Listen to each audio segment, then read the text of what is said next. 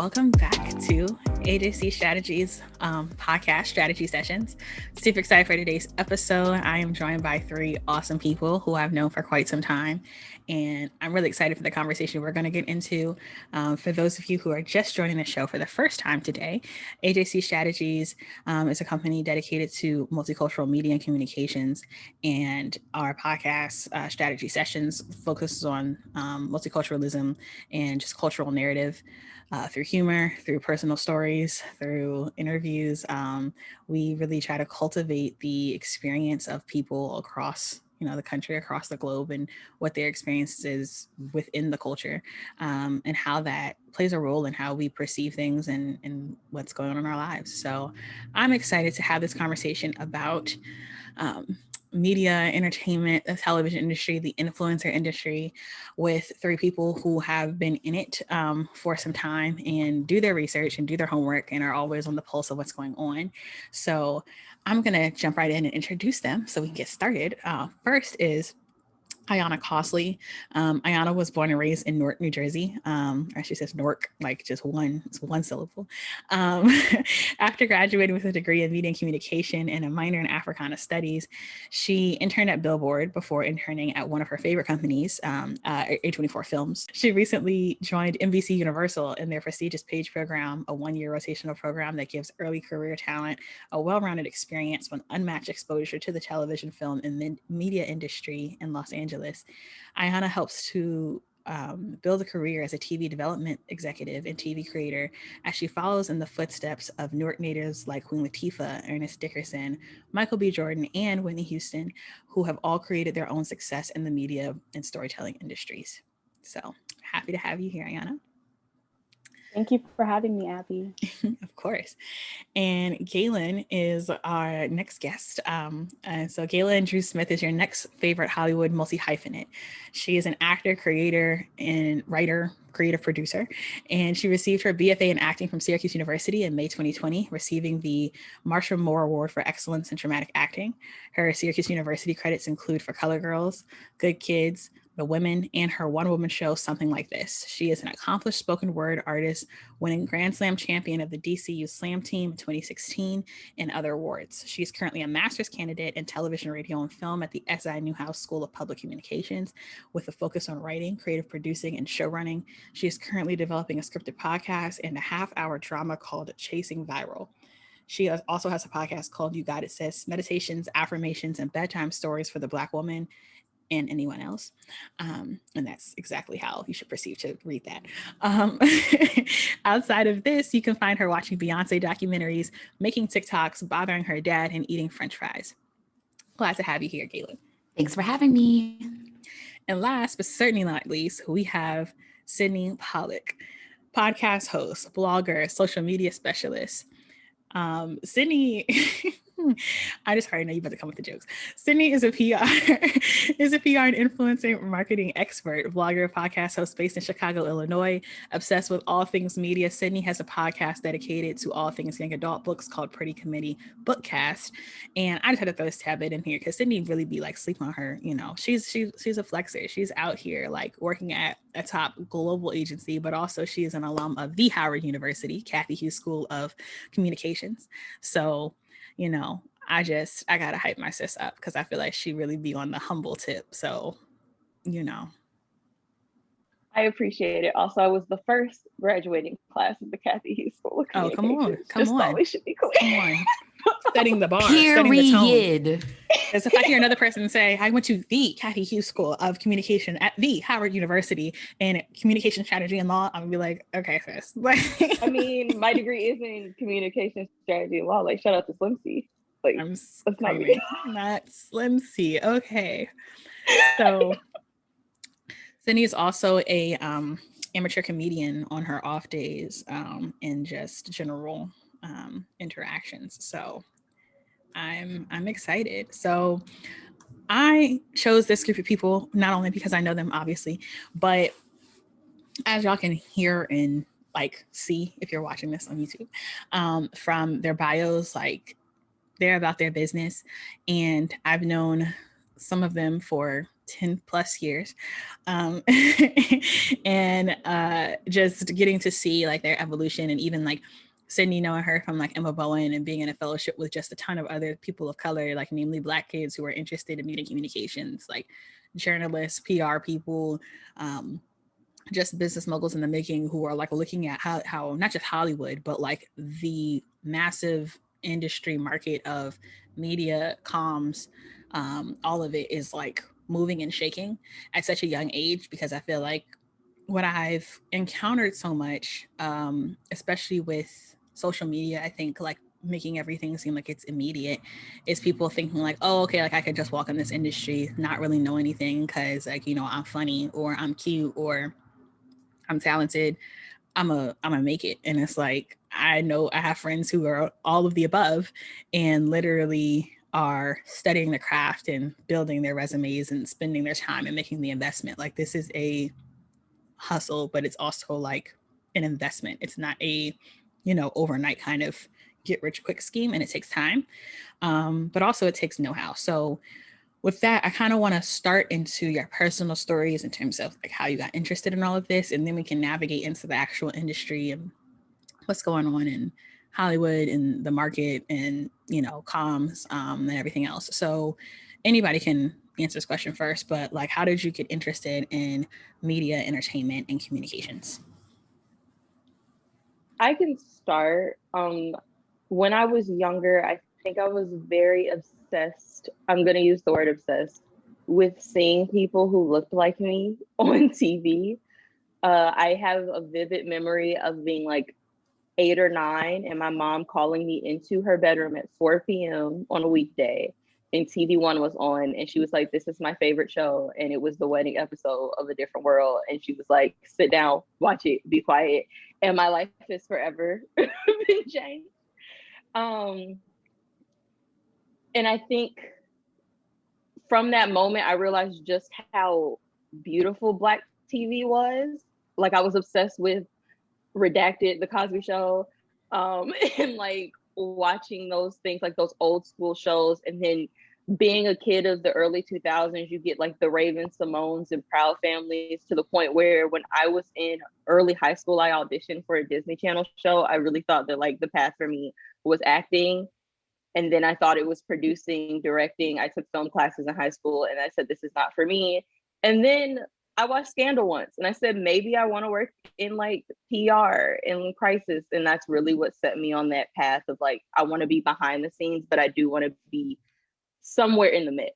Like I want to be able to help someone tell their story. And I really thought that being in the PR, advertising, marketing space helps me get more people's stories told, because if I do my job effectively, more people will go into a theater or turn on their TV or pick up that book to do or see what I want them to see or what I want to see more of. I feel that. And I think like before other people go, like you already touched on two really important topics, which are representation and like how that affects so many of our career paths, because the ability to see ourselves in certain spaces like allows us to think about our ability to do that. So I'm gonna pin that. But also just like exposure in general, not just like representation, but being able to experience, you know, different stuff and how that changes our perception of, you know, what we want to do and like moving fluidly through that. So I'm gonna put a pin in that as well. But thank you. Those are really great points.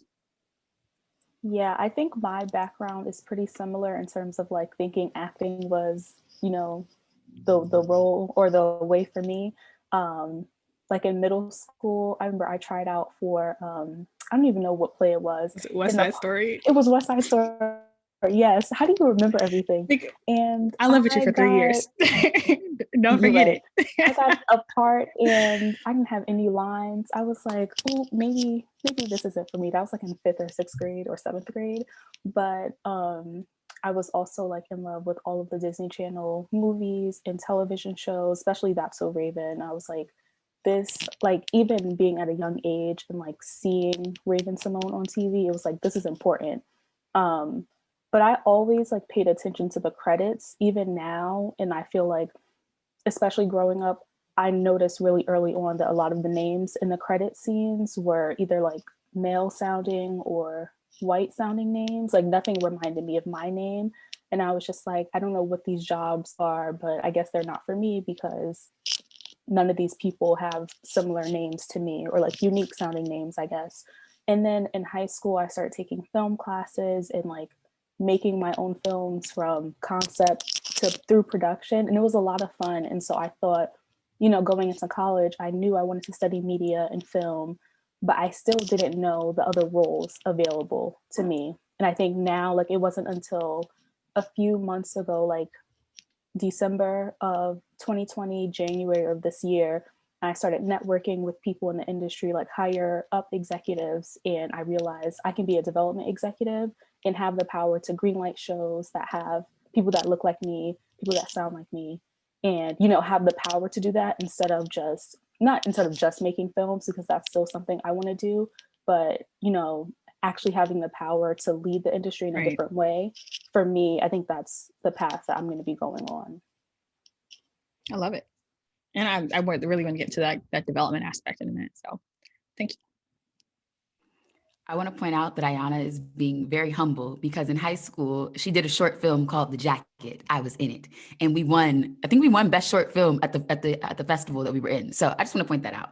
Also want to point out that, like, fast forward 5 years later, and now Ayanna is serving as one of the creative producers on my show Chasing Viral. So that's like a fun link of like having known Ayanna for literally, golly, like 10 years now. And so that's like a big thing. I think for me, I, like everybody else, like I was really interested in seeing myself on TV. It was super important to me, like growing up, like Proud Family and That's So Raven. Like I still vividly remember the first time I saw Princess and the Frog and like being in theaters and like having that moment. And yes, okay, she was green for like 90% of the movie, but forget that part. Like the fact that she was brown, she was a princess, she sang, she had a Southern accent. People say I have a Southern accent, I don't hear it, but the fact that like she kind of sounded like me was super, super important to me. And so I just remember, you know, being really excited about that. And I think for me, kind of like everyone else has said, like I wanted to be an actor, and that's all I thought I wanted to be. Like I was like, I'm gonna be an actor, I'm fire. I like getting on stage. In high school, I did spoken word poetry and I would do the fall play. So like I was on stage a lot, and that was just something that was like comfortable to me. Like I've always loved stories. I like telling stories. I like talking to people. And I was like, boom, I'm gonna go to college. I'm gonna be an actor. And that was great. I have qualms with my BFA education and training. And I think there's a lot of things wrong with the BFA system, but we don't got to get into that. But like, I love being an actor and I love telling stories from that perspective. But then in 2019, I went to the American Black Film Festival on a research grant from Syracuse University and was just like going to all of these master classes and panels and meeting people. And I was like, Gaelyn, you also write. Like before you were like in BFA program, you wrote spoken word. Like people weren't writing those things for you. You wrote, like, you know how to write and tell stories. I always, like anybody who knows me, I always have so many critiques about anything I'm watching, from like how the shots look to how the lines are written, how the film is structured and the acting. So I was like, okay, like maybe I am a little bit more. And it was, you know, around the end of high school, beginning of college, when like Insecure was really starting. And I was like, oh, Issa Rae created that, and she's in it, and she's the EP, and she writes for it. Oh, like I can do that. And I think so much of, especially for actors in the Hollywood system, so much of how we're taught and trained is that you can't do all of those things. You have to pick one, do one, and that's it. And then like maybe like 50 years into your career, you get to do stuff. Like I think like looking at Regina King, right? Regina King was an actor for like, what, 30 years or something before she ever began to direct her first episode of TV, to direct her first feature film. And it's like now you have Issa Rae who's like, yeah, I do a lot of different stuff from the gate. And that's like in the last, you know, year or so is when I kind of figured out like that's how I see myself. I mean, I am the first class of the pandemic, graduated in 2020. So like smack dab when we like still didn't even know if like you needed to wear a mask to go outside or not. And so I graduated, I got an agent, but there was nothing going on. I mean, like work was not happening. There wasn't a traditional pilot season. There was not a lot of, you know, work happening. And so Syracuse was given scholarships to go, if you were class 2020, scholarships to go back to school. And I was like, let me get this master's. Like, I know I always said I wanted my film degree. And I was like, oh, I always thought I was going to do that when I was like 28 and like in the middle of like having kids. Like I'd be like, oh, I'm having this baby. I might as well go to film school right now, take these 2 years off and do it, versus like the pandemic was like, girl, you ain't doing nothing, no way. So I was like, okay, let me go back, get this 1 year degree. do a lot of this foundational work, because I think for me, as seriously as I take the craft of acting is as seriously as I take the craft of producing and writing. And even though I'm taking some directing classes and don't like it, but I take that craft very seriously. And for me, it was important to go and learn those foundational skills. But I think for me, it's like, I just am really big into how do we expand and redefine the narrative of the Black experience? Because for so long, it's been shaped by people that don't look like us. It's been shaped by people who have their own agendas. Even when it does look like us, because of who's financially backing it, do we still play into white stereotypes and white perceptions of Blackness? And for me, I'm just like, how do we blow that up? Like, what are things that aren't being done? What isn't being told? What's new? And like, how can we do it? How can we tell even traditional stories in new ways? And how can we tell new stories and break the mold of traditional formats? But for me, like, I just have always I always knew I was going to be famous. I just didn't know like what that path was going to be, because I thought I was going to be a rapper for a minute, and I am not a rapper. But like, I always knew that like media and like helping other little kids that look like me see themselves on TV was super important for me. Can I ask you guys a question, especially since you're really interested in the producing, like creation side of things? Did you both read the McKinsey report that came out like last week about diversity in Hollywood? I did not, but I'm interested now. I feel like I remember seeing it and I pinned it, but I don't think I read it.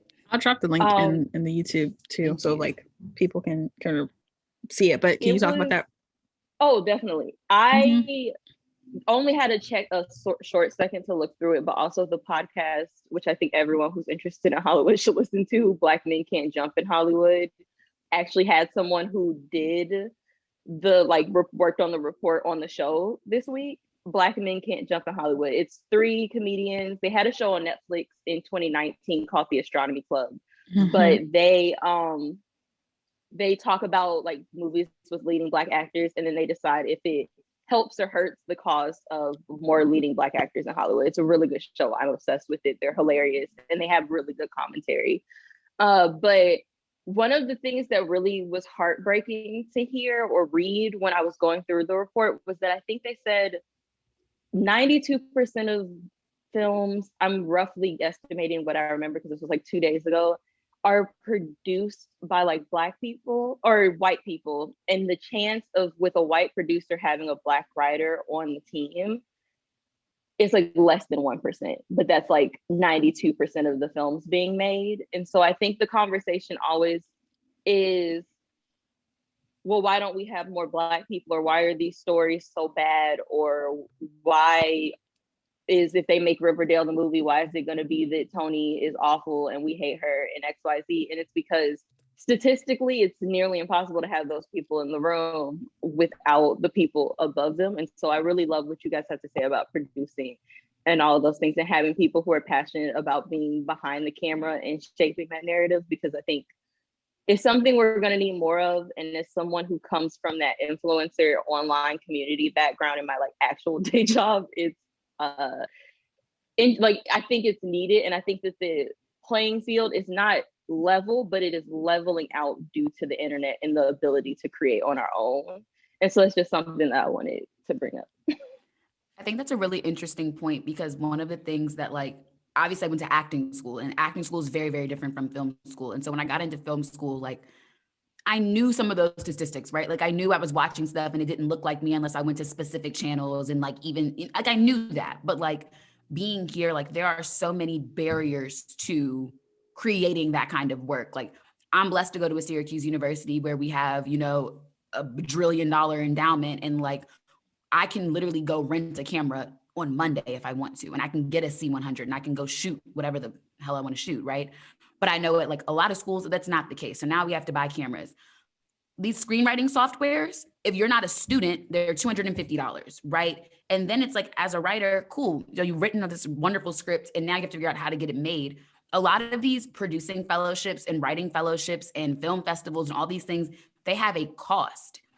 And it's like, okay, $40 isn't a lot when you're only submitting to one thing. But now if you're entering multiple screenwriting competitions or entering multiple film festivals, like, you're spending a lot of money. And then in these writing, you know, the writing fellowships, a lot of them are paid now, but like prior to the past 2, 3, 4 years, they were expecting you to come in, treat this like a class, do work like a class, but you weren't getting paid. There was no stipend. So now you're working your day job. You're trying to like do this screenwriting fellowship that you've signed up for and we're lucky enough to get into because, you know, they're probably capping them at 20 people max. And it's like it becomes like this weird thing of like, how many hurdles do you have to jump to be able to even get into the room to the point where someone will take your meeting? And then once we take the meeting, it's, do we want to work with you? Because a lot of the issues that people then have is like, you're a new writer with this bomb script, bomb idea. But because I, Hollywood, don't know you, don't trust you, now I might buy your script, but I take you completely off of it. And so, yeah, woo, you sold the script, but like, you don't get the experience of being in the room. And so that's just like, there's just so many barriers to access. And obviously we know for people of color, like money is a big one. Unpaid internships are not things that, you know, widespread speaking, we as, you know, Black and Latinx folks can really like take on and do. And so there's just so many different, like, so when I hear statistics like that of like less than 1%, I'm sad, but I'm not even surprised because I'm like, it's less than 1%, partially because of like decision-making power, but also like, there's not even that many people who are even qualified or ready or have the experience to do it because of how many barriers to access there are. Right. And I feel like you brought up between those 2 points, there's so many things brought up. So just a little background to context for any listeners who are like, okay, like you're starting to lose me. So McKinsey is a consulting company, but they do a lot of research as well as business strategic consulting. It's one of the top firms out there. And their research is really interesting because they look into, it's not like, okay, well, you know, you're a big business, so you're only interested in things that make capital gains, but they look into a lot of spaces of inequality. So it's interesting that you brought up that report, Sydney, because a month ago, they released another report about equity in corporate America, and that it would take 99 years for, at the rate that we're going, it would take 99 years for Black people to have parity with their white counterparts in corporate America, based on like many of the hindrances that you just talked about, Gaelyn, which translate over from Hollywood and media to pretty much every other field. So they're a really good source, like for in terms of like research, if people are interested in looking at those studies more in depth to really like pull statistics from, or if you know do this as part of like a more in-depth research process, definitely something to look at. And kind of what you're talking about too, Gaelyn, in terms of some of the barriers. So what even what you were saying, I was thinking about the legal part of it too. Like when you go, you hope someone doesn't tell you, okay, like let me take all the propriety of this too. Like, is it in perpetuity? Like, which means, you know, is it forever? Like, are you getting a first look deal? Like and that comes with the knowledge of the terminology. Like, I was annoyed all throughout common law, but I earned my B in that class. But it was something that when I was looking at that, I was like, the copyrights violations and trademark infringement that it seems like you almost have to try, like you have to do in order to get to where you're trying to go. Like when I started like really pulling apart like what was happening, I'm like, if people knew this, I feel like we'd see a lot fewer creatives because they wouldn't even realize that like half the stuff you doing, even though you are creative, is like technically like illegal in the sense of like this isn't your work. And I was just like, these are, you know, there's so many barriers to entry, kind of what you were saying, Gaelyn. And so it really does take a privilege and an access, or really just I can't even say like a heavy pursuit, is really almost like luck as well. And that's not to deter people who want to do it, but to know like it's not just okay, like I'm a TikToker, so now I'm gonna be a star. It's like there's a winding path to this. And there's a lot of stuff that even people who are in the room have had to navigate. And I kind of want to bring that up, like as Black women in media, we've kind of discussed the framework of the industry, but maybe what are some of the challenges that you guys have had to navigate in either like your offices or your corporate spaces, or even just kind of getting to this point, because the numbers are slim. It is a highly competitive market, but we also know that like then we have to show up 110%, and then you get told things like, oh, you don't talk in the, you know, the break room enough, or like, why don't you smile more, or like, you know, you're on Zoom meetings, like you always log off so quickly. And it's like, yes, because I really don't want to sit here and talk to y'all. Like, so what are just some of the things that you've had to navigate, and like ways you've learned to deal with that? I can start. I think the main thing for me has been being the only one, like being the only Black person or Black woman in the room. And also like, I think I'm an introvert. Like I'm sociable, but I get my energy from being alone. So it's like, that is just seen as a negative in the workspace. But I will say like, that's been, you know, my experience up until this point. And literally yesterday, like I started at NBC this week, and we had this identity lab yesterday. And the whole thing was about bringing your full self to work. So if you're an introvert, bring that. If you're an extrovert, bring that. Like if you're like there's a Syrian person in my cohort, so like bringing your full culture, like whatever that means to you, bringing that to work and not being afraid. And I think that's something that, always being the only one, I've never been told, like, you know, we truly welcome you here. Like we don't just want you to work. We want to get to know you beyond the work that you're producing for the company. And that's like the first time that, like, there was literally like a whole 3-hour session about this. Like, how can we make you guys feel comfortable in, you know, bringing your full self to work? But before that, it was just like uncomfortable being the only person. Like I would make friends and talk to people, but it's just like, you kind of see the way people see you, and it's just very uncomfortable a lot of the time. I feel that for sure. Anybody else want to touch on that? I guess for me, I would sum it up in like one word of like, a lot of it's trash. Like, I feel like I said, like not getting into the full issues of the BFA experience, but culturally, like speaking wise, right? Like theater is not something that was created for Black people. And so the education system in America already wasn't created for Black people. And then you put those two things together. And so much of my experience in undergrad was fighting through the white perception of my work. And so I didn't really feel like I cultivated an artistry. I learned technique. I know how to breathe. I know how to speak General American. I can do a received pronunciation dialect. I can do, technically speaking, a lot of technical things, but I didn't cultivate an artistry or a love for dramatic acting in my work. I just learned that separate, or I learned that outside of, or that's something I'm developing now, is like my own aesthetic for theater and dramatic acting. But I didn't get that in my experience because so much of it is like, the white perception of emotion is such a difficult thing to navigate. Like we talk about it of like, oh, you're always angry. I'm not always angry. I'm not smiling, but there's not necessarily a reason to smile. I don't feel like smiling right now, so I'm not going to. Or like, I remember my sophomore year, we have this thing called a sophomore evaluation. They don't do them anymore, thank God. But you take it halfway through the program, and if you don't pass it, you are no longer on the track for your BFA. You can only take it twice. And I failed it the first time. And all of the notes that I got were, you were angry, da, da, da, da. And I'm looking at the scene. I'm like, it's a scene where two friends are having an argument and they're hurt. I don't need to smile in this scene. I also, as Gaelyn and as the actor playing this character, don't feel the need to start bawling on the floor. I think I was a 25-year-old, 26-year-old woman in that scene. I'm sorry, I'm not gonna throw a temper tantrum. I'm not two. And like having to consistently navigate that of like, I'm not angry. This is just how I express emotion, and having to deal with that is such a frustrating thing. And then on the flip side of being in film school, so many of the stories and narratives that I'm interested in telling just don't translate to white audiences. And I quite frankly don't give a damn. Like I tell people all the time, I do not consider white people when I'm making my art, period, point blank. You watch the show, either you get it or you don't. The same way I think a lot of shows do that. Insecure is not concerned with you being white and understanding the show. They tell the story. And if you're white and you get it, you get it. And if you're white and you don't get it, you can feel free to turn off and go wait for Euphoria to come on. Like no tea, no shade. And I think that like I had to just like develop a thick skin around my work, because as artists, we're like sensitive about our shit, to quote Miss Erykah Badu. And like, I just had to develop a thick skin and be like, okay, some of these notes are helpful and some of these notes aren't.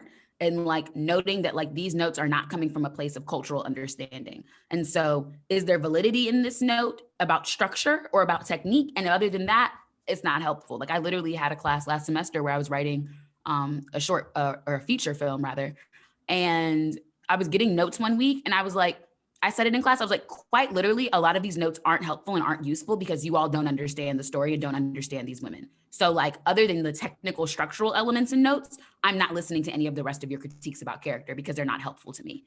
And having to just like get comfortable saying that, because I think as we as Black folks and, you know, minority folks in spaces get more comfortable saying like, y'all aren't helpful because you don't get it, it then forces people outside of our lived experiences either to one, shut up, or two, go do the work and go listen and go read and try to figure out how to understand in order to be helpful. Because I think we've spent so much time trying to like fit into spaces. And now for me, it's like, I'm in space. how you deal with me is up to you. And you can either do the work to make this an inclusive and welcoming environment, or I can sit in my silo and do my work, and you can sit here and just offer structural notes. But like, I think that's like been the biggest thing of like the white perception of emotion and like the white perception of like storytelling. First of all, the fact that you say that you can be like, I don't make things with white people in mind, I kind of love that, because never have white people made something with us in mind, and yet we've had to show up to the theater and watch Iron Man and Princess Diaries and Lady Bird and relate to them. And like, I love Lady Bird, but like, I can't relate to that girl in any way, shape, or form, but I can also appreciate that this is good storytelling. And I think that's something that they're going to have to learn how to do as we keep moving forward. And that's the only way we're going to move forward. So love that. But I think for me, I've had moments working in the PR agency world where I just feel isolated. Like, I think that's the best word to describe it. When I started at my job in a rotational program where we went through different teams every 3 months. And so my first team, at the beginning of it, I used to come home to my mom and like cry. Like, I would call her and be like, I think I made a mistake, I shouldn't work here. And I got to my second team and I loved them. That's where I am. Like, that's where I decided to do my final placement. Even though I was the only Black person on their team, it very much so was not a color blind team, but a color almost agnostic team, where it was there and we all understood that I was the Black person on the team, but it was never called out, but it was never not called out in a way where it was uncomfortable. I hope that made sense. And so I think my thing was finding my people. And also, I am a very much so person where I'm like, okay, so this is what we need to do. Let's go. Like, let's move on. I don't really like small talk. I think it comes from the fact that I think I'm an ambivert. So there are days where I really thrive. I'm also a Capricorn. This is very true. So like a textbook one. So when they come in, they're like, okay, like I work in influencer marketing. So when it's time to send an influencer email, I hate being like, good morning, how are you? No, this is a job. I'm paying you. This is what I need from you. I will typically, if it's a Monday, I'll start with, I hope you have a good weekend, because that's just common courtesy. But like flowery language, I don't like it. So one of my things that came back to me was, my first evaluation was, I'm sometimes think Sydney doesn't like me, and I would hope she's nicer. And I was like, I don't know who did this, because this was back when we still did anonymous feedback. We don't do that anymore. And so the conversation was, my manager was a white woman at the time, and she said, literally, this is just BS. Because she didn't give the feedback, she sent it out and got like anonymous feedback back. And so she was like, this is BS.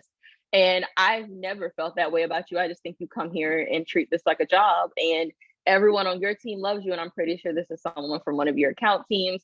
Let's move forward. A constructive way to give that feedback was, hey, Sid, like one of my managers who I love came to me and was like, I think you do an amazing job, XYZ. I think as we're training you to become more client facing, let's use the influencers as practice to like, how do we like almost hold them with kid gloves? Like that is a different, that's constructive criticism and feedback that might say, maybe my personality is cool and we love it, but to move forward, this is something we need to learn to adapt to, versus Sydney doesn't like me and she's so mean. Like my first evaluation, they gave me like great scores and I thought they hated me for the whole 3 months. Like I was miserable. I was like, I hate it here and I want to leave. So I think that's really where I've been, is one, finding that nuance strike and finding teams that actually advocate for me and like support me and don't just give me shenanigans as feedback. And then the other is the isolation aspect. I think my team has really put diversity on the forefront for as we grow. I think when I was on the team, it was 4 of us, and most of them had come from other teams that they were just like building internally. And if you've ever seen a PR agency, it's described as a sorority is the best way to like describe it, but not a Black one. It's giving Kappa Delta. It is. That's what I'm saying. It's giving Kappa Delta. It's giving 80 Pi. That's what it gives. Absolutely. And like, you know that video when they're like, I want to go. That's what it feels like when you walk in for the first day. So yeah, that's a culture shock, because I went to HBCU. So like I knew that's what I was walking into, and I was prepared because like I went to high school with these girls, but I was like, ooh, I forgot what this felt like. I forgot what they're like. I don't know how I feel about it. So that's really what my experience has been like.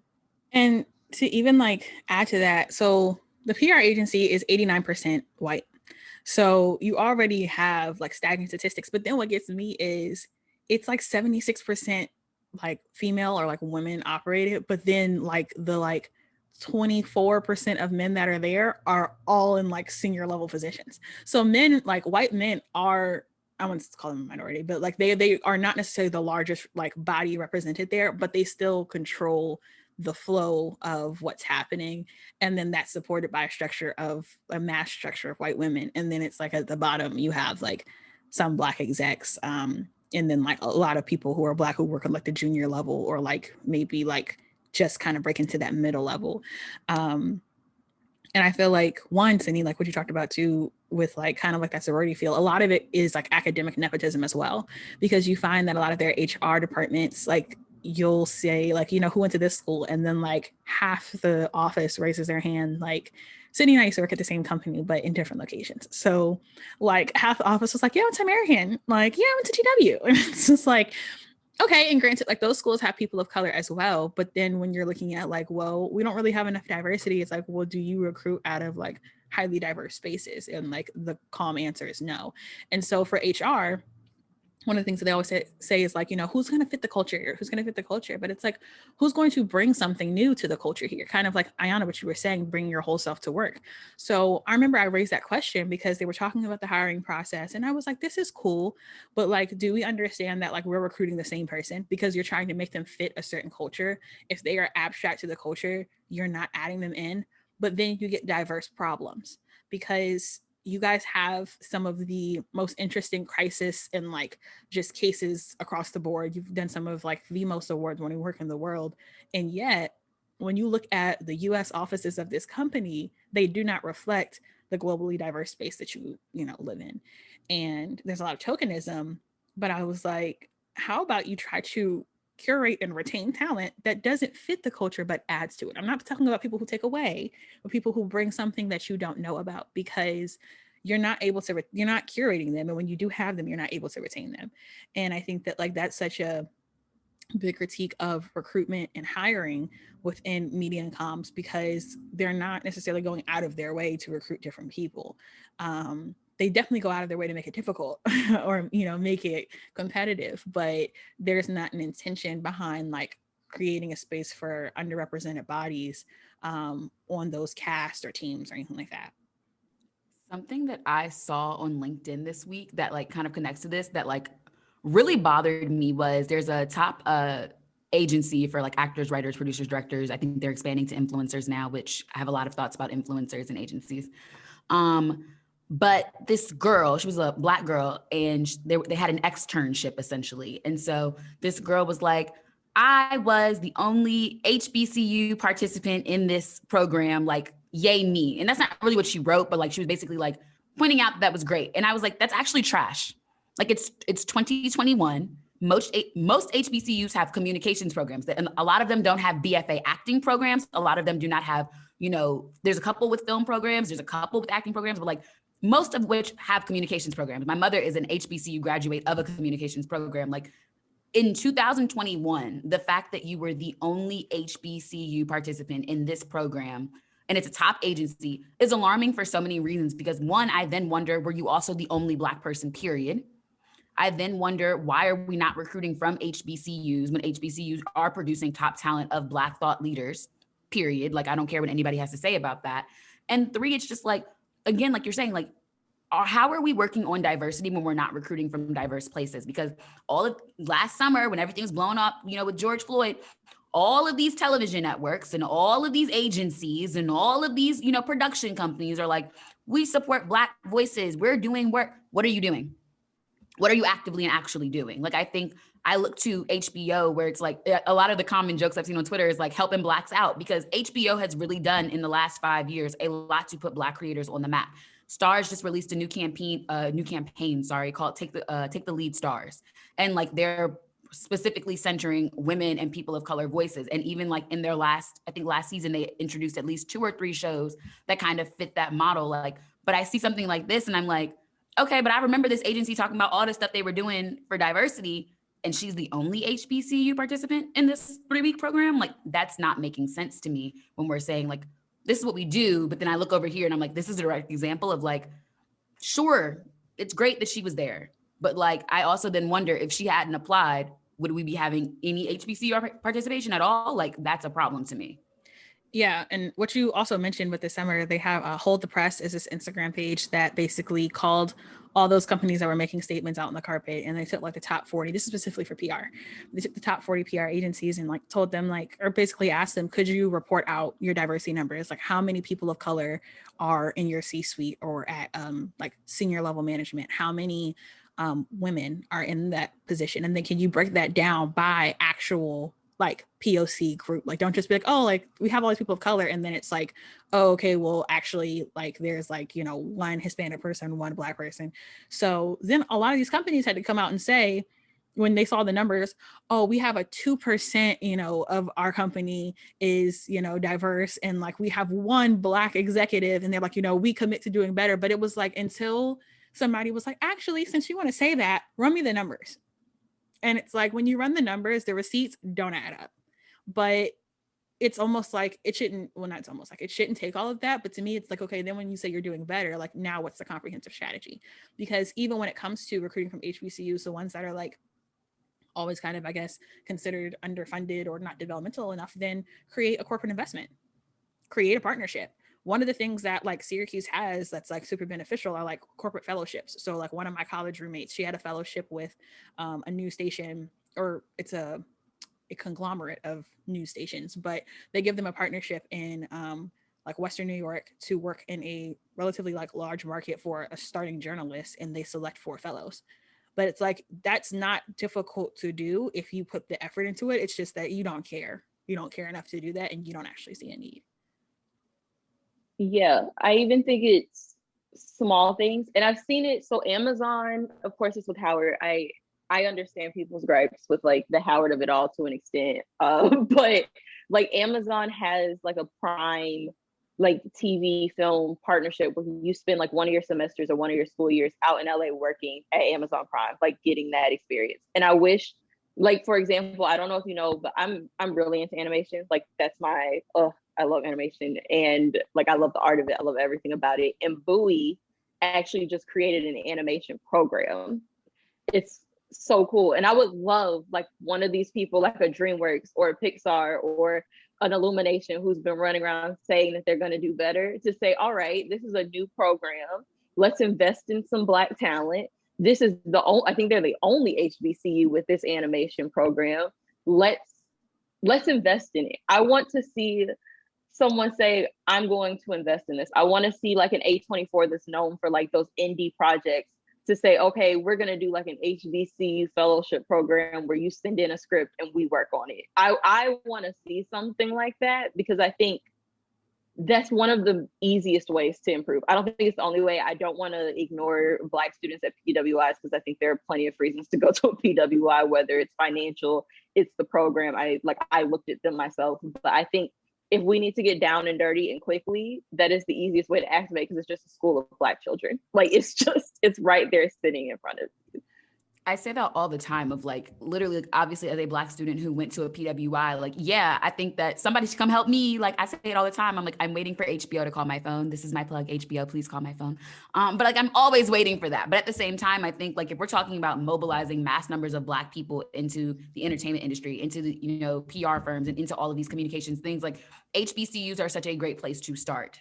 And I think that they're a great place to start, particularly in terms of storytelling, because although, yes, a lot of the things that we learn across colleges and universities are very similar, I think there is something different about like going to an HBCU and learning about media from Black people who understand Black people, rather than learning it from white people and then taking your experiences as a Black person to filter how that works for you.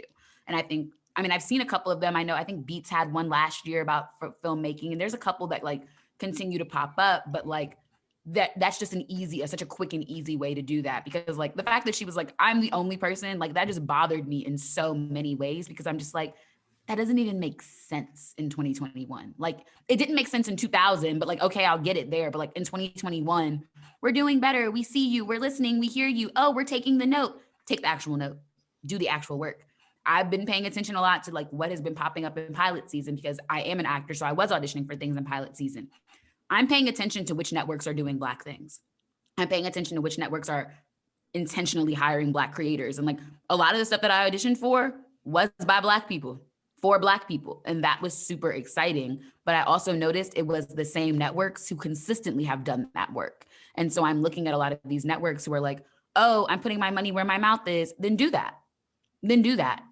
Because I know we all have issues with BET, but BET has been putting out scripted programming for Black people for over 20 years. OWN has been putting out scripted television for Black people for the past, 10 years? So it's possible. It really is doable and easy. And so I look at these networks and I'm like, so then do it. Insert the like little TikTok music, the like violent one. So do it.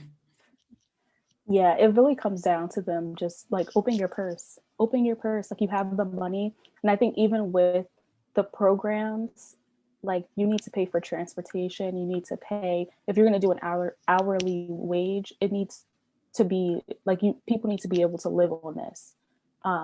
Like what are you paying for that's going to allow people, because even just opening up these programs, it's fun, it's nice, but if people still can't afford to do it, like the Page program, I'm very open with saying I had to apply twice to get into. Like it's really competitive. I applied last year to the New York program because I couldn't afford to even think about moving to LA. And it took a year of me like saving money and then reapplying, getting into the West Coast program. And now I have, and even within this year, they raised the hourly wage. And I think a lot of it has to do with the events happening this summer, like people coming for all of these media networks, like y'all aren't paying enough money. So it's nice to be on the receiving end, like being in a cohort where we're getting paid more money. I think this is the first year where pages get benefits of any kind, like even just taking a day off work, the first time since 1933 that pages have benefits. So it's like they need to open their purse. Like just having these programs and inviting people to apply isn't enough because it's still a barrier. Yeah, no, literally when I was interning, like NPR, we made $12.50 an hour, no benefits. You could accrue PTO, but it was like at a very like lagged rate. And then my third year there, because I interned for them every summer in college, and so my third year there, they got a Black office president, and she was like, "How are y'all living on $12.50? Plus, it's tax deductible." I mean, I was a student, so like I wasn't getting hit with the taxes as much. Well, actually, the first year I was because I didn't really know how to fill out my paperwork. But like when I saw how much they were like taking, then like got some, accounting help. But then like I wasn't, getting that taken out. So even with that, she was like, "What are you?" And people are like, "No, I bartend on the weekends." Or like, "Oh, like, no, like I nanny too." And then it's like, "But you're working a 50-hour week as an intern here, like 40 minimum, but a lot of people are doing over 40.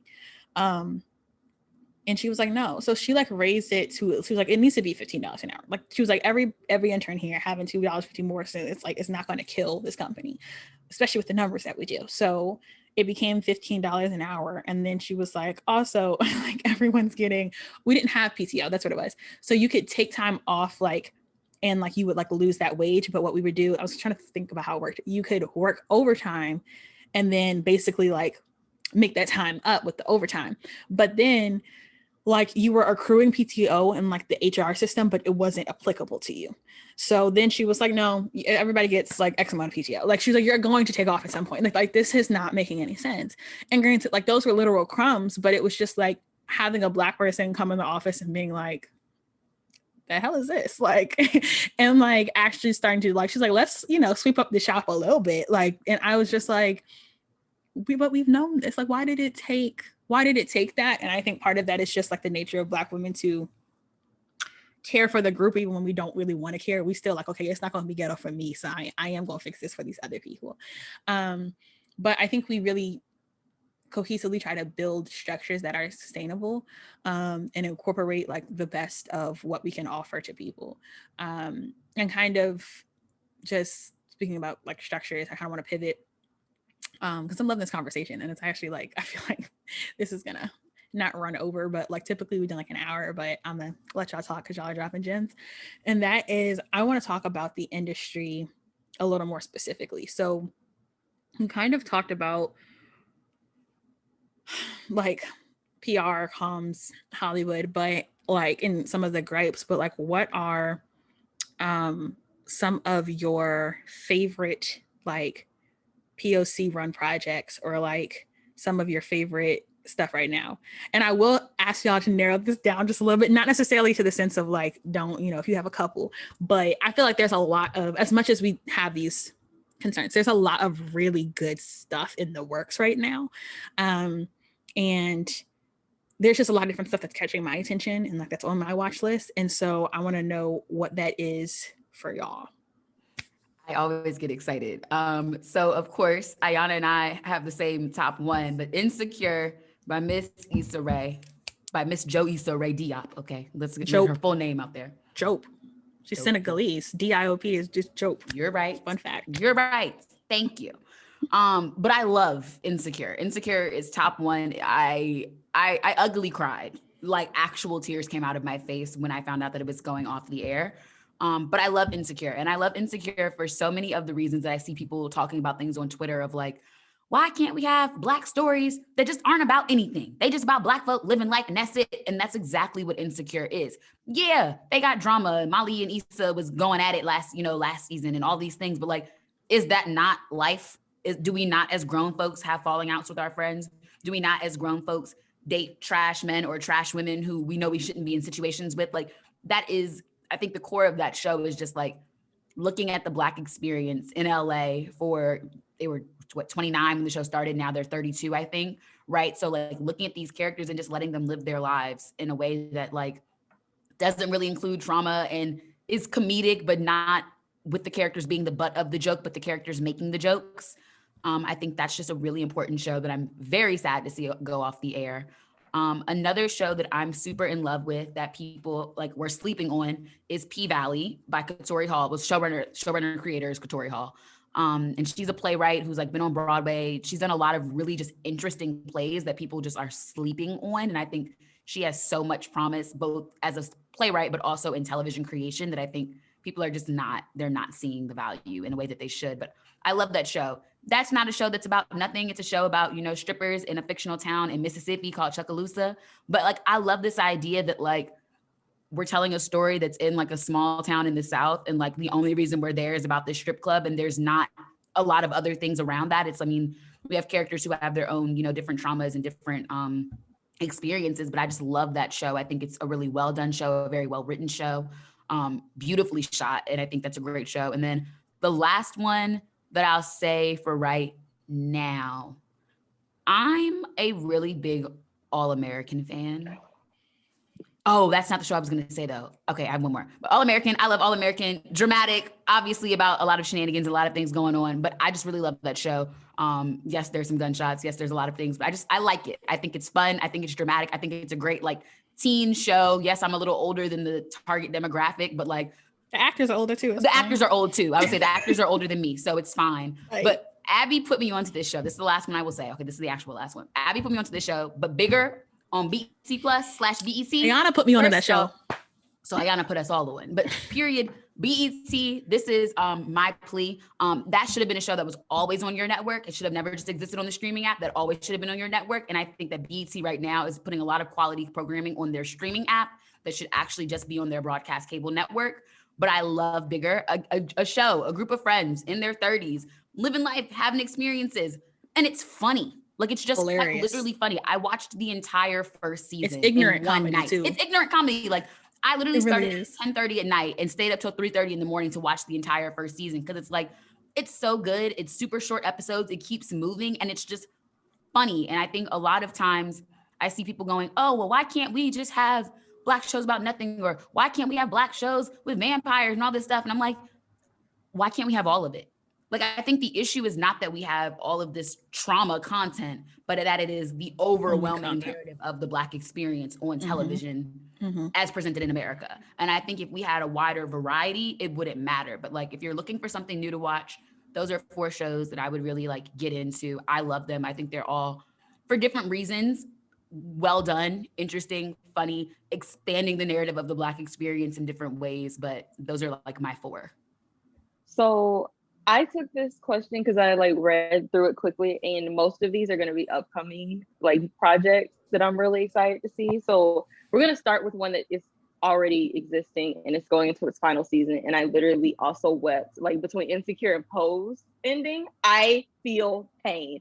Pose is one of the best shows ever put on TV. Ryan Murphy, let's throw Glee out. Like, I know he's technically the EP, but I think that was just but not the Janet first 3 Mock. seasons. Just like season like 4 through Oh the rest no, of it. seasons But like the 1 first through 3 3, seasons, iconic. Okay. But like, I would like to personally thank Ryan Murphy for doing what you're supposed to do as an ally and getting Janet Mock in that FX door so we could get Pose, because a series, a program, Angelica Ross, I stand. We also have All American is getting a spinoff with Simone. And they at an cast the boy HBCU. from, yes, at an HBCU, and they just cast the black boy from Roth from Legacies, and I love me some Simone and I love me some Roth, so we're going up. The Zola movie, I'm a Twitter bird, or a reformed one, because I gave it up for Lent and I don't think I'm going back for real. But the Zola movie, I love Taylor Page because I used to be obsessed with the VH1 show Hit the Floor, and she's been getting rave reviews out of like the festivals it went to last year. So I'm really excited about that.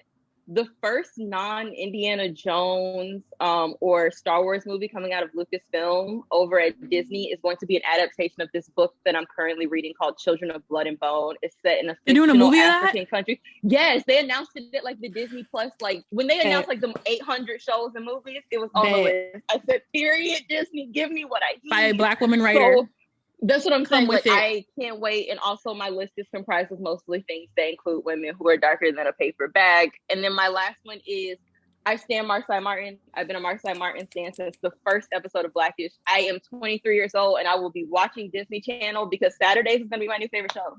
I don't know a better program. I don't know a better concept. I don't know a better producer. I'm Marsai Martin supremacy. I don't care. I want to be her when I grow up. Like, I'm a calm 8 years older than her. I met her parents actually at the American Black Film Festivals. They were sitting in my row and they were just like the nicest people I've ever met in my life. I stan her. I want to be her when I grow up. Like, Marsai Martin for the win. Like, honestly, wear the t-shirts. What's the fan club called? Like, I'm ready.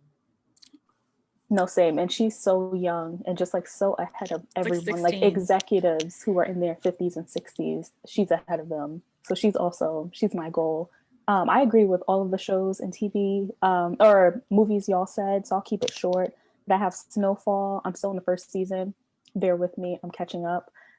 Insecure, obviously. Anything that Issa Rae does, even if it's not TV, like Color Creative, the management company, and radio, like everything she's doing with music, I'm all in for it. Bigger on BET, First Wives Club on BET, and 20s on BET. Because let's talk about those three though. Yeah, I know people have problems with Lena Waithe. People have problems and they're valid, but I will say, like, I think Abby, you told me to watch 20s this time last year, and I have a long list of shows I watch, so when people give me suggestions, I usually put them at the end, but I was like, Abby just convinced me. She's like, you have to watch it, it's really good, and it took me a good probably 8 months to get to the show, but when I tell you I watched it in one day, like, it was so good. So people have their issues with Lena Waithe, but she did that show. She did it. And I 20s is the only reason I don't hate Condola. Like, that's the only for real. Reason. Because I saw 20s, they held like a little premiere, like preview screening in Chicago, and BET like sent my job like invitation thing. So I signed up and saw it a little early, and she was there. And I was like, she looked familiar. And then we got to the next season, Insecure. I said, not Condola. And I was like, everybody was hating her. And I was like, that's my girl from 20s. Like, I see myself in her character on 20s. Like, she's me. I am her. Like, I can't hate my girl Condoleezza because it's just... Condoleezza. Y'all really be disrespecting her, even though I don't like her character in Insecure. But she is really good in 20s. And, like, I think Lena Waithe is hit or miss. And we don't have to have a part 2 of this episode because I feel like I have other things to talk about. But, not trying to keep people here all day. This is not Drink Champs. So like, because they be having them 4-hour episodes. They're good, but I don't have 4 hours. No one like all those shows like Drink Champs and like I Am Athlete, and now they got Sip and Smoke on BT. Those, I don't know what it is. Men be talking for mad long about the same topic and saying the same things over and over, but I enjoy it. They say we chat. They be chatting. No, they do talk. I will say I Am Athlete, one of my favorite podcasts right now. Wait, I'm it's not a going to digress. podcast? It's a podcast, but like, Girl, they're I've been really big watching it on YouTube this whole time. I thought it was a TV show. I watch it on YouTube too, but it's a podcast. But that's definitely like one of my favorite things, like on TV or on YouTube right now. Yeah, Drink Champs, Noriega, a mess. But and then I Am Athlete on Drink Champs is the longest Drink Champs, so it is 5 hours. It's 4 hours 58 minutes. So they broke the record when they brought those two groups together. And it took me like 3 days to watch the whole thing. But we're kind of rewinding. 20s is that show. So literally I went down a hole. So Ayanna said, watch Bigger on BET Plus. And I was like, girl, who is buying BET Plus? And she was like, no, just do it on the subscription. Like it's 30-minute episodes, so you'll get through it pretty quickly. And First Wives Club. And she was like, and that's written by Tracy Oliver, who, for those of y'all who don't know, did Girls Trip. So I was like, okay, like cool. And she did Awkward Black Girl with Issa Rae. Yes, she was Nina, like the rude one in The Office. And I was like, all right. So I watched First Wives Club first, and I was like, oh, this is good. Plus, they had what's her face, Ryan Bath on there, who's my girl, who, fun fact, is married to Sterling K. Brown from This Is Us. People who didn't know. And I was like, okay, cool. Jill Scott, like it's a whole thing. And then I turned on Bigger after that, and I saw the first episode, and I was like, this is ignorant. Like it's ignorant in like a good way though. Like not like, oh my gosh, I'm so annoyed, but just like whoever sat there and wrote this scene and y'all put this together, like, oh, y'all are ignorant. And it's funny also too, because the main character breaks the fourth wall a lot, and she goes through like all these existential crises. And then because I was like, well, I got the little subscription, I'm gonna watch 20s, because I was like, it looks like it could be like hit or miss. And then it was really good. And I think of like people who are trying to like break into the industry as writers or like, you know, work as PAs in Hollywood, like it's a really accurate experience to that. And I do think it's one of my more favorite projects by Lena Waithe. I will also say, like, still, at least by Lena Waithe, is The Chi. That is one of my all-time favorite shows on TV. I think that from the first episode, the storytelling that they were doing, like the way it was shot too, like I love like the way that they like capture like Chicago as like, yes, there's violence, yes, there are gangs, but like the characters are not solely tied to that. Like you're really invested in their stories, and like there is like a redemption for the characters who seem lost, there's trouble for the characters who seem like they have it all together. And like the last season really centering around like the like Black girls experience, especially with like Black girls who are missing, and like what happens to communities when Black girls go missing. I just think it was really well put together. Season 4 coming out on May 23rd. So yes, on Showtime. So y'all get ready. It's the 22nd or 23rd. I think it's the 23rd. But that's my show. So I would say that I have Concrete Cowboy on my watch list to watch this weekend. I like Caleb McLaughlin. So, and I love telling the story of Black cowboys as somebody who's like great grandfather was a cowboy at the first part of his life. I just feel like that story is not told enough. People think it's like Clint Eastwood and like John Wayne, but really it was Black men like wrangling cattle from city to city. So I really am excited to see that project. I like anything that Regina King is doing. I think she's been in the industry her like dang near her whole life, but I think she's really just getting the flowers that she really deserves. From One Night in Miami to like Watchmen, just like she's just doing it and doing it well. And then of course, Marseille and Issa Rae. And one of the things I want to tap on before we navigate into the final topic so that we can wrap up is the vertical integration that Issa Rae has created. Is just astounding to see at the rate at which she was able to create it. I credit part of that to the digital age, but also part of that to just being extremely smart Stanford graduate who really knew how to leverage her networks. And I think that we kind of touched on that a little bit earlier. Like for instance, Gaelyn, you talked about like Ayanna casting you in The Jacket, which I do remember being at the event that inspired the story. We can save that for part 2 of bougie white house parties in the DC area. But then her turning around and being on like your creative project, or like I've known all 3 of y'all, but you guys know that you can expect a text from me at least every quarter of the year to tap you to do something like where I'm like, hey, can you do this? Hey, do you want to do this? Because I think people get so hooked on like, okay, if I know the SVP of this, or if I know the president of this, but like you really aren't going to be working with them every day unless that's your mom or your dad. Like you're not going to be on that level. Like networking laterally and what I call like networking diagonally with people who might not necessarily be your peers, but they haven't really made it yet, but they're like a little bit above you, allowing to network kind of in all directions, and networking down, like not forgetting people who are younger than you. I had something that I was applying for like a few months ago, and I tapped someone who graduated high school after me who currently works at that company. And so I think Issa Rae is a testament to that as well, because she's talked about that. Like she has a really like popular clip where she was interviewed and talked about how she like networked with her friends, and how like Jadena was someone who she knew from college, and like he was doing music for her shows that she was recording on YouTube when she was in the dorms.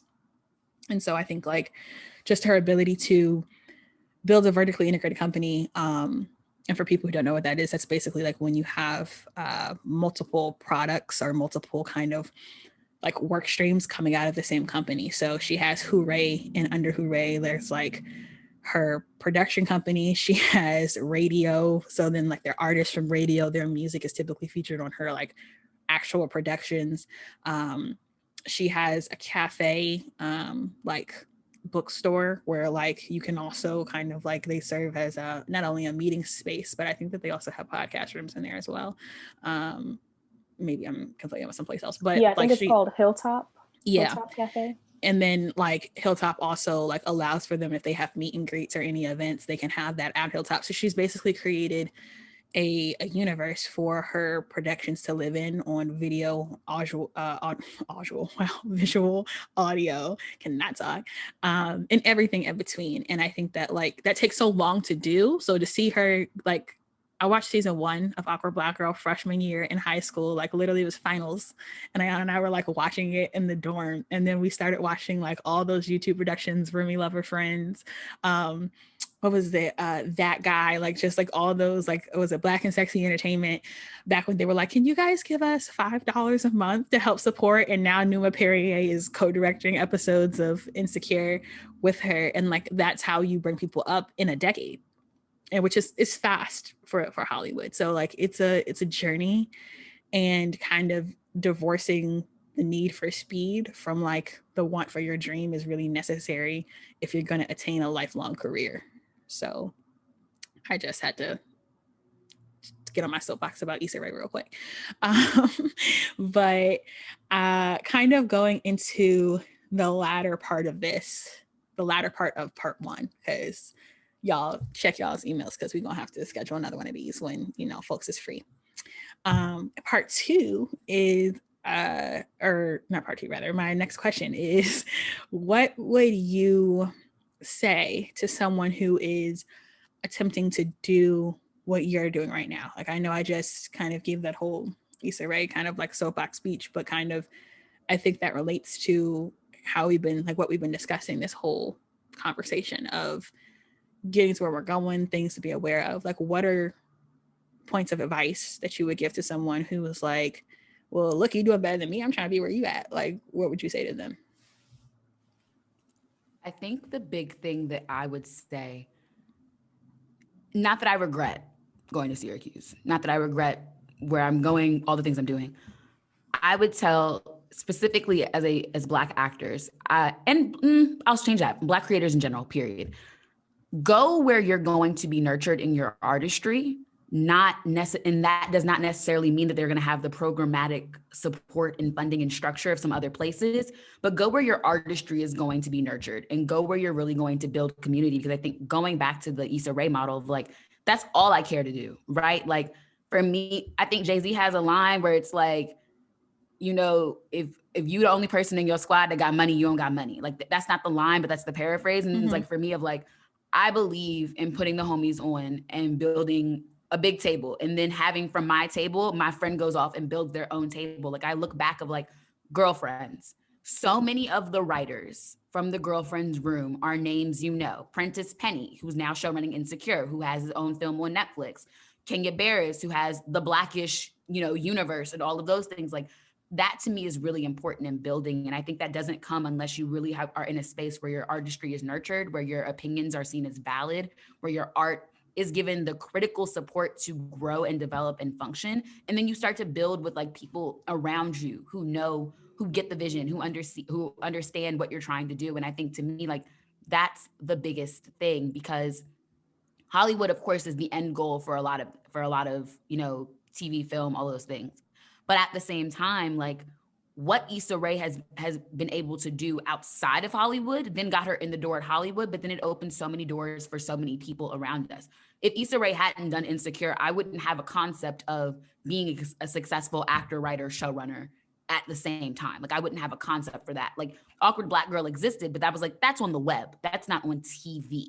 And now it exists on TV. And so I really just believe into like finding spaces where your artistry is going to be nurtured, where your creativity is going to be given the space to be critically developed. Because I think a lot of times when you're in white spaces, you get bad notes, you get notes that don't make sense. You get, oh, it's fine, because no one knows how to talk about it. And you're like, I know it's not good yet. Like, I know I'm looking at this, I'm not happy with this, but y'all are telling me it's good. So maybe I'm just tripping. And it's like, no, because they don't understand how to talk about what you're doing. And so I would say invest in that space, whether it's an HBCU, whether it's a smaller program somewhere where like there's just a larger, you know, student of color or Black population or whatever the case is, but go wherever your artistry is going to be nurtured first. Because I think when you honor that, I think you might feel like you're moving slower than the rate of everyone else around you, but you're actually moving more quickly because you're not having to navigate the white perception of what you're doing and then do your work. You can just do your work. Like that. Yeah, to build off of that, I think a lot of the time we are taught, both as Black people and just the American, like the way of working in America in general, that we are all crabs in a barrel where there is only one spot and we must all fight each other to get like to the death to get one spot, no matter what the situation is. And I think what has helped me progress and build relationships with people and really do my job the best way possible is to understand that what's for me is not going to pass me by.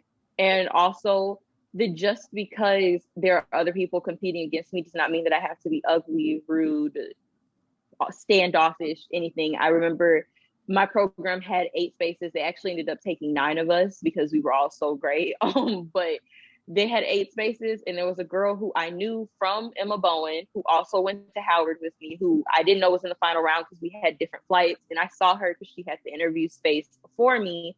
And I just said hi because I always go into things like that saying, all right, I know what I've done. I know how I've prepared. If I don't get it, it either means I don't need to be here, or next time I try it, it's because I need to do some more work to get there next time. And so I said hi to her, and she just looked at me like I was stupid and then had a stank face and walked off. And I was just like, having that energy, I feel like other people can feel it. Like other people can feel it, even if they don't know how to place it. And I think one that just comes from a relationship with God, that I know God is going to put me in the rooms I need to be in. But I also think I struggle with imposter syndrome. I think every Black woman has at some point, but I also know that I do work and I do the work and I do my best to my ability. And I've built relationships with people who built me up, like the way Abby was like, hey, more ups to Sid, because I don't do that. And that's always just been, my mom is not like that. I'm not like that. If I accomplish something, we don't put it on Facebook 9 times out of 10. Like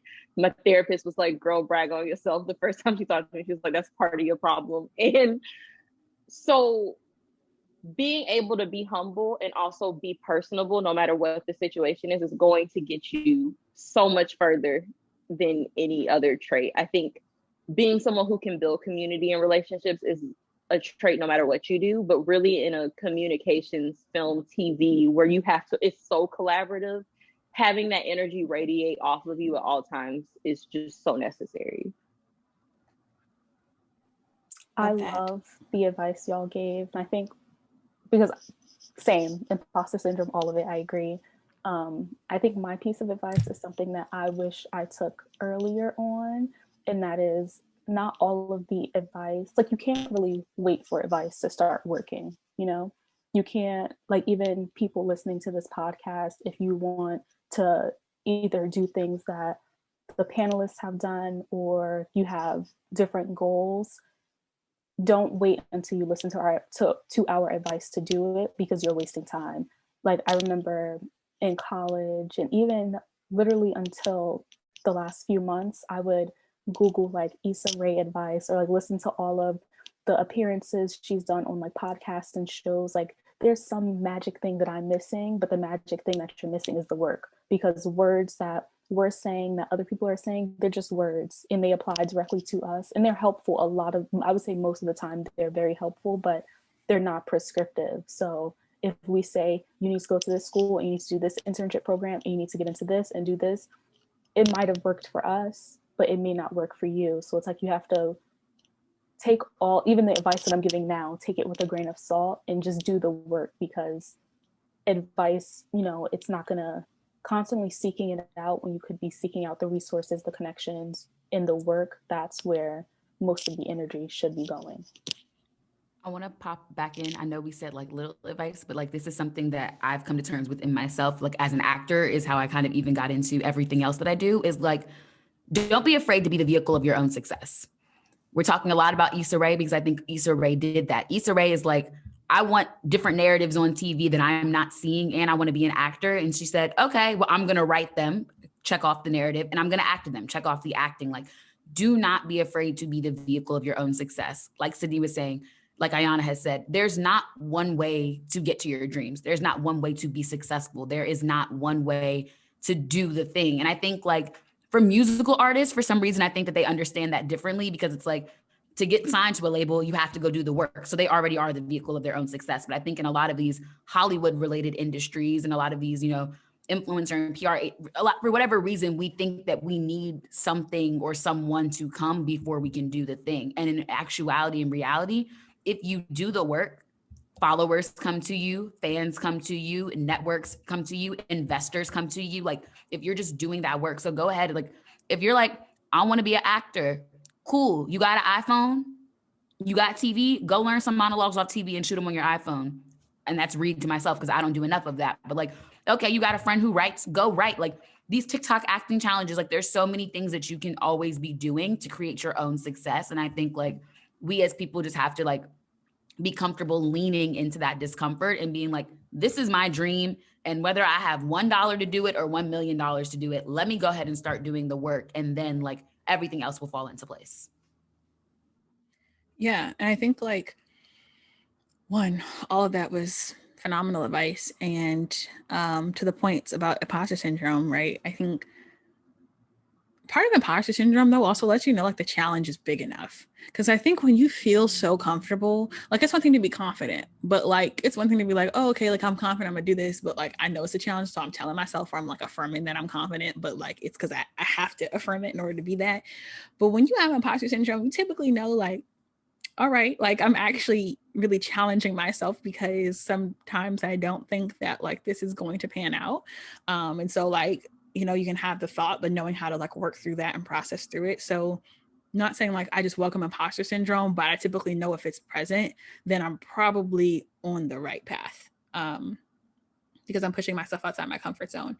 And I think the other parts of what you guys were saying, like not being competitive, like knowing what's for you is for you, doing the work. And that really comes down to tilling your soil. Like that's kind of what I call it. Like I have a little note on my, like when they did that iOS update and you could customize your whole phone, that was really chaotic. The Virgo in me doesn't appreciate that. So like I still have my regular apps, but I did add one of those little widget Smith things where you could like type in a quote and it just says, till your soil. Because a lot of times I feel like, especially when you're navigating, Ayanna just hit me with this. She said she hit the chat. So she said imposter syndrome is just white supremacy and like point. But a lot of times when we see other people doing really good stuff and we feel like we should be or know like where we want to be, then like we start to get competitive or get jealous, or then we start to try and frame who we are around what someone else is doing. And so I just have that reminder of like till your own soil, because it's like we have different soil. Like if you over here growing, azaleas and I'm trying to grow, like marigolds, if I start trying to do what you're doing, I might kill my plant. And then my roots then got all messed up because I'm watering it too much, or I'm not watering it enough, or I'm not giving it enough sunlight because I'm trying to build a plant like you got, but we got two different plants. So it's really a matter of understanding your lane and like also not worrying that you're not going to find it. Like I had a really great conversation with my mentor like a few weeks ago, and it's really pushed me. I've been fasting throughout Lent, doing like a lot of meditation, but it pushed me to divorce my relationship between personal success and professional status, because so much of people's personal success does come from their professional status, because that provides them money, that provides them income, that provides them with their relationships.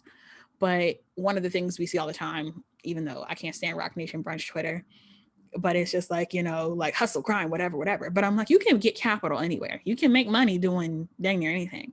So I was like, if you can make money doing anything, then like you can also, if you have the capital to live the life you want to live, how would you live it? If money wasn't an option, like our object, like, you know, would you go make the show? Would you go and start the business? Would you go and write the book? And probably you would. So I've been focused a lot on what does it look like to focus on like life without using capital resources as the determinant factor, and like instead like personal, you know, wants, dreams, and desires, which has given me a whole new world of possibilities, because I'm also like, okay, like I'm 23, but like I have time. If I have capital, I can do what I want. Careers are long. So I just want to remind people that, because I think in comms, especially when you see young influencers, you see 17-year-old TikTokers that are millionaires, you see Cindy's face, you see, you know, everybody now, the influencer bubble, just everybody thinks that they are an influencer, or everyone thinks that they can manage influencers, or everyone like feels like, you know, I'm an actor or whatever. And it's like, you can be any of those things, but you have to do the work. You have to learn the lessons or read the books or study the notes, like somehow or another, you gotta educate yourself and like comprehend what you're educating yourself on, and then, you know, move forward and into the life you want to live. Yes. Be the person who reads the books and does the work, because I think there's nothing worse. And I've seen it happen to people when they've gotten in the room with people who could potentially upgrade their whole life and are unprepared. Like if you're an actor and you can't tell me 3 shows that you're watching right now, or 3 shows that you're like you as your actor type could be on, what are you doing? If you're a writer and you can't tell me something that you're working on, but you also can't tell me like what you're watching, like, or what you're reading, like I think be the person who knows and does the work. Like if you want to be an influencer, who are 3 influencers that you look up to that are in your niche? Can you tell me? Because if you can't tell me, then it's a dream. And dreams are great, but dreams without work are nothing. So like, don't be the person who's like, I'm an actor, and you can't name me 3 actors who do what you want to do. Like, that's not gonna work. And then that last thing off of that, I'm not saying that you have to pigeonhole yourself, but you do have to have a path. It doesn't have to be the most thought out path. It doesn't have to be the most well thought, like ABC thing, because everyone's brain and life doesn't work like that. But just because you've made it on Instagram does not make you an actor. It does not make you a screenwriter. It does not make you. I know we get on TikTok and we see Addison Rae is going to be in a She's All That remake, which is just Love Don't Cost a Thing, but that's not my business. And it's just Can't Buy Me Love, which we did in the 80s with Patrick Dempsey and Better, but that's not my problem. But we say that these people are actors and they're not. I think one of the best examples of this is the Dance Moms kids and how they were all wanting to be famous. And I think some of them are immensely talented. This is a Nia Sue Stan account, but like you see when Maddie first went into this acting thing, it flopped. Like she did a movie and everyone hated it and no one saw it and it flopped. And she had to go home and do some work. And now she's in a Steven Spielberg movie because she was told, or she thought, that being on TV and dancing amazingly and having these networks of access were her way in, and that wasn't true. And so I think honing your craft and knowing exactly what you want to do and not stumbling into it or saying this is what you're going to do are 2 completely different things. If you say you want to be an actor and you're 19 and you haven't really decided if you want to do stage or screen, I think that's a whole different conversation. I think that it's possible Idina Menzel exists. Like, you can do both, but Taye Diggs exists. He started on Broadway, but like Shout out my SC drama king. Period. And so like, I think you have to figure out what you're going to do. I don't think you have to have it completely thought out. Chadwick Boseman was a directing major, not an acting major at Howard, but being like, I'm on the internet, so I'm going to make it that's not the work. At all. Like that's not the work. If you're posting on Instagram to get that following, because now internet following is capital when you're trying to enter these things, that's one thing. But you need to be at home doing acting challenges, not TikTok dances. Like, that's where I stand. I have feelings about influencers because I pay them every day. I deal with them all day, and they're a unique set of people. But I just wanted to say that because I think it's very easy now where everything is converging. You say, well, Issa Rae started on the internet. She started on the internet making content. She didn't start selling flat tummy tea and sugar bear hair. And making scripted content and acting in the content and writing the content. Like, I saw a tweet and it was like, followers don't equal finished scripts. They simply do not. And making the following count from where you're trying to build from. Like, Kevin on stage, we don't really see that man on Instagram unless it's his content. He not out here, like you said, selling the flat tummy teas and doing all that. And like, I am somebody who's guilty of that, right? Like, I'm a Hollywood multi-hyphenate, but then like, y'all will see me with these, gifted products and I'm doing the sponsored posts. Cool. I'm also very clear about the fact that like, I have no desire to work outside of entertainment ever again. So like, if I have to pay my bills doing influencing work or pay my bills as a social media manager, which is what I'm doing right now, then I'm gonna do that. So I don't have to go punch a clock or go do any of those things, but like, being specific about your time. Because like you said, if you're gonna be on TikTok and you're gonna invest, in time and energy in being a TikToker, but you're an actor, do the acting challenges. If you're gonna be a dancer, do the dancing challenges. If you're gonna be a writer, go write the scripts for these little acting challenges that your friends do and then have them tag you in them. Like, there are so many ways to use social media. And I see a lot of people being like, I'm gonna just get what I want because I'm gonna have 1 million followers. No.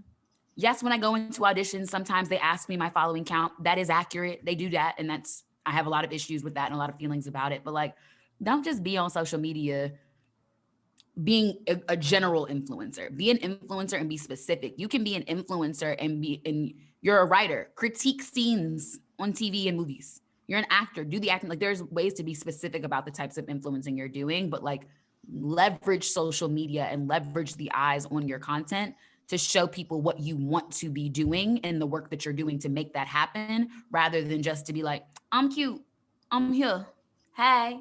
Don't do that.